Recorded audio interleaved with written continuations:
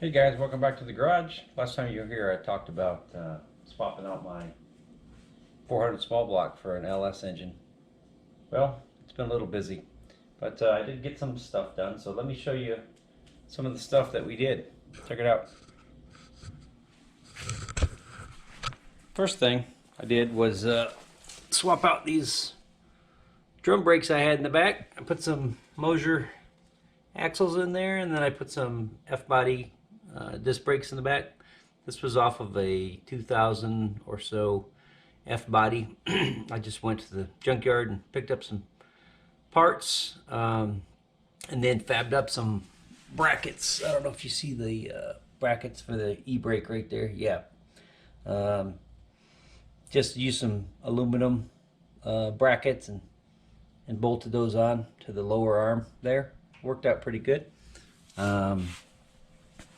Picked up some new parts. You can see the stickers here. I got my hooker stuff, and most of my parts I get from Summit since they're just down the road. PST, they made me a nice drive shaft. Took about a week from when I called them till it was at my door, so they make pretty nice stuff. I won't get up under the car and show you guys that, but it's a nice piece as well. Let's check out the old motor.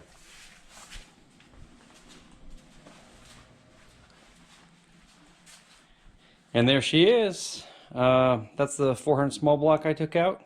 It's in good shape. Don't know what I'm going to do with that yet, but it's going to stay there until I figure that out. Here's some of the new stuff I got. Afco, they sent me the radiator. This is actually an intercooler for F-body. If I decide to go LSA, I'll show you guys some of that more in a bit.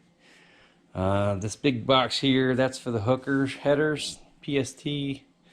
I think Dorman made that radiator, and then ATP. I think they did the AC, the AC condenser or something like that. But I'll show you guys some of that in a bit as well. So we'll walk around at the front here. There's the new motor. It's a LQ9. It's pretty much the same motor as the LQ4, except I think the LQ9 normally has a little bit higher compression. This one should be running at about 10 to 1, which is not bad for an LS engine. Those are the Hooker Blackheart headers right there. If you look down below, you can see the I also got their engine mounts. They come aluminum, so I painted them up silver. Everything fit in there pretty good. Let's see, this is a truck bracket belt tensioner that I ground down so it would fit the spacing proper with my F-body water pump. This other guy over here I think is a Dirty Dingo.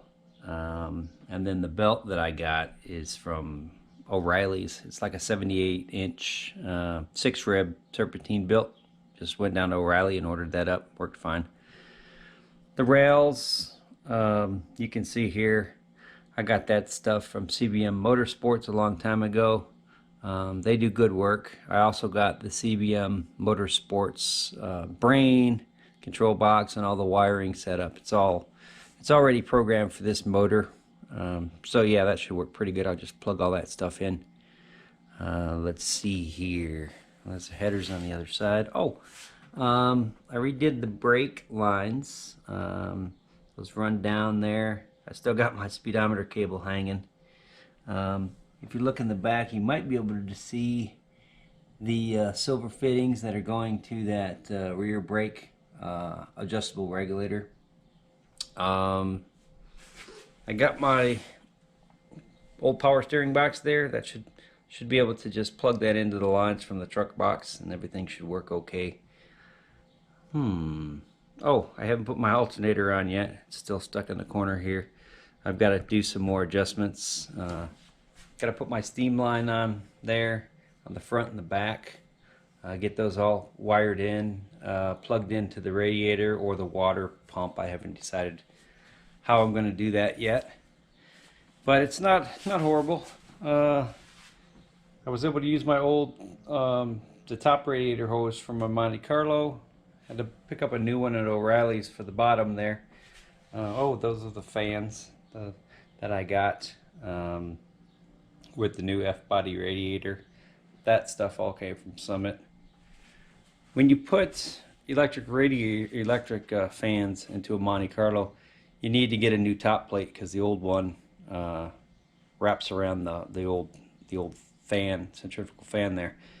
This one I picked up from Mike's Montes. They do pretty good work. It just bolts right on in place. If you've got an older vehicle, Summit's got a lot of really reasonable top plates, but this one uses 5 bolts, so it's different than most of the older ones. So, but yeah, everything's working okay. Oh, I didn't show you. You might be able to see there's a little hole in my airbox there.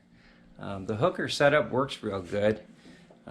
There's plenty of room, but when I put it in, I angled it a little much and I got into the airbox, so I'm gonna have to fiberglass that up, give myself a little more space moving forward. I want to run AC, so I'm gonna have to fix that up and clean it up and make it nice before I get all the AC stuff plumbed in permanently.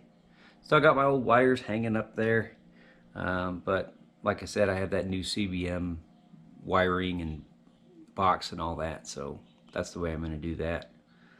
Let's see, that's about it, I think. Anything else? No, that's pretty much it for now. Next thing is going to be the gas tank. I got to plumb that in, and then the transmission lines. Transmission lines are going to go right here to this little cooler up front. And if I decide to go LSA someday, that intercooler for that is right there. So I'll be able to plumb that right in. The gas tank I have is up in the attic, but we can't see that because there's a big hood in the way. But it's up there, and I'll pull it down. We'll get that all plumbed in. I'm gonna run AN6 lines from the rear.